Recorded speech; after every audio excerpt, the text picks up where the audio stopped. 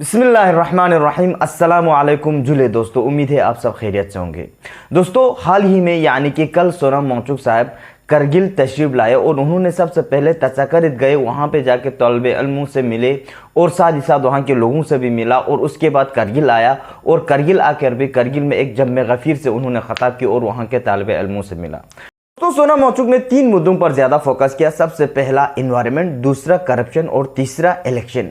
दोस्तों, अगर हम एनवायरनमेंट की बात करें तो सोनम वांगचुक सर का यह कहना था कि हम बजाय सबसे पहले दूसरों पर ब्लेम लगाने से पहले या दूसरों पर ब्लेम लगाने के बजाय हम सबसे पहले खुद को देखें कि हम अपने माहौल के साथ क्या इंटरेक्शन कर रहे हैं। सबसे पहले तो हम अपने लेवल पर अपने घरों में ये एहतिमाम करें कि हम माहौल के साथ एक अच्छा इंटरेक्शन करें, एक अच्छा रिलेशन कायम करें और एक रिस्पॉन्सिबल सिटीजन यानी कि एक जिम्मेदार शहरी की तरह हम जिंदगी गुजारें। इन्वायरमेंट की बात करें तो दोस्तों, आज की वीडियो में हम आपके सामने कुछ ऐसे हकाइक से आपसे रूबरू कराना चाहता हूं जिससे हमें मालूम होता है पिछले साल 2022 की ही कि हमारे इन्वायरमेंट किस तरह बिगड़ता जा रहा है और हम किस तरह तबाही की तरफ गामजन हैं। तो इससे ये भी एक तो बात ये भी मुसलम है दोस्तों कि हर सिक्के के 2 पहलू होते हैं। तो सबसे पहला हमारे इन्वायरमेंट के ऊपर जिस तरह से हमें प्रेशर पड़ रहा है और जिस तरह से हमारे मोहल्ले, गाँव या हमारे शहरों दोनों में पोल्यूशन इस तरह से बढ़ रहा है, वो सबसे पहला तो हमारा रीज़न यही है कि टूरिज्म का। और टूरिज्म के 2 सिक्के हैं, एक तो अच्छा पहलू है और दूसरा बुरा पहलू। अच्छा पहलू यही है कि इससे हमारा इकोनॉमी बढ़ता है और बहुत सारे न सिर्फ लेह के लोगों को ही बल्कि करगिल से भी एक जम्मे गफीर तादाद लेह में जाकर भी पैसा बटोरते हैं। लेकिन दोस्तों, इसके साथ साथ हमें ख्याल रखना होगा कि हम ऐसे जोग्राफियाई एक ऐसे पार्ट में या एक ऐसे रीजन में हम जिंदगी बसर करते हैं जहां हम कुदरती निज़ाम के साथ छेड़छाड़ नहीं कर सकते। अगर हमने कुछ छेड़छाड़ की और कुदरती निज़ाम में बिगाड़ पैदा हुआ तो सबसे पहले नुकसान हमारा होगा और हमारे साथ साथ हिमालयन पहाड़ के जो ऊपर जो निर्भर है 20% पूरे दुनिया का पॉपुलेशन, वो सारा भी उसी के ऊपर निर्भर है, उनको भी बहुत ही ज़्यादा मुतासिर हो गए हमारे इन चीज़ों से।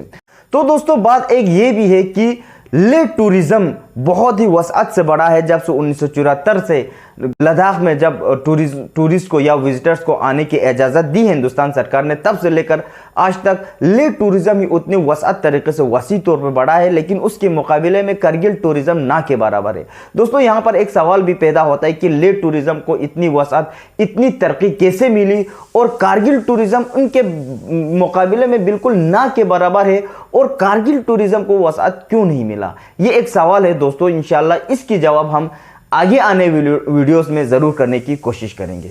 दोस्तों, जब 1974 में लद्दाख को पहली बार बाहरी लोगों के लिए खोल दिया गया था, तब 527 नफर ने लद्दाख का दौरा किया था।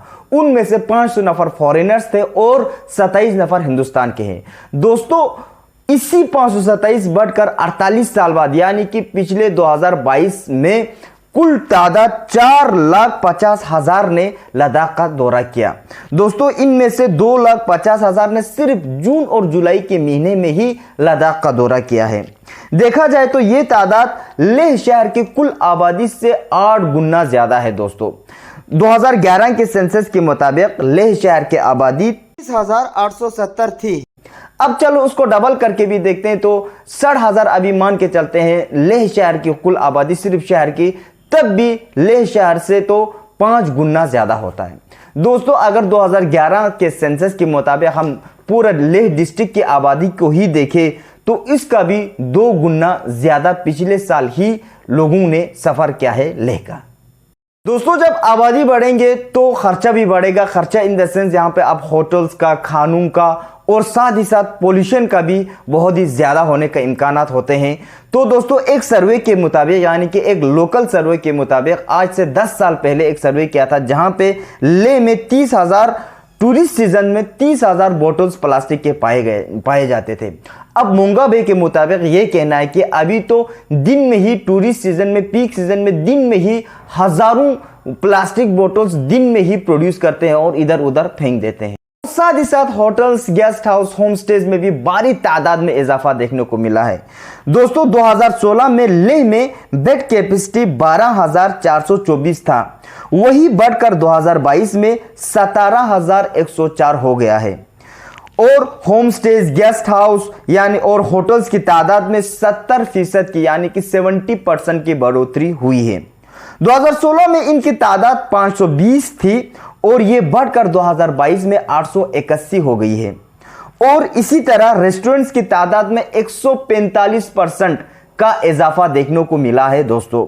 2016 में 57 रेस्टोरेंट्स कुल लेह शहर में थी और अब ये बढ़कर 140 हो गई है।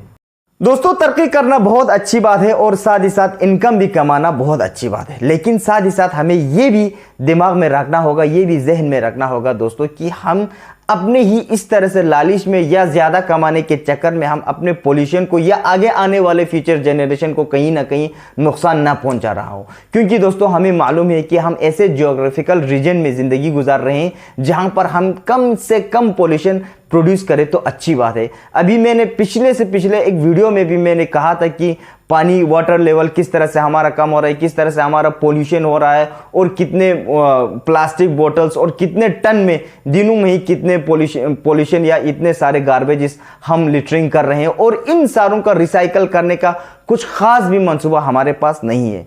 तो मैं दोस्तों हमारे लद्दाख की यूनियन टेरिटरी के कंसर्न अथॉरिटी से यही गुजारिश करना चाहता हूं और साथ ही साथ एक आम लोगों से भी, हम सारों से भी यही गुजारिश करना चाहता हूं कि हम अपने माहौल का तहफ़्फ़ुज़ करें और जिस तरह से सोनम वांगचुक सर ने कल कहा उसी तरह से हम भी एक जिम्मेदार शख्स या जिम्मेदार शहरी बने, सिटीजन बने और अपने लेवल पे जिस तरह से हम करते आ रहे उस तरह से नहीं करना है। अब बहुत ही कम ही खुसूसन प्लास्टिक वेस्ट का और दूसरे वेस्ट का और हमारे गली कोचू में जितने भी कोड़े क्रिकेट आए सारा फेंकना नहीं है।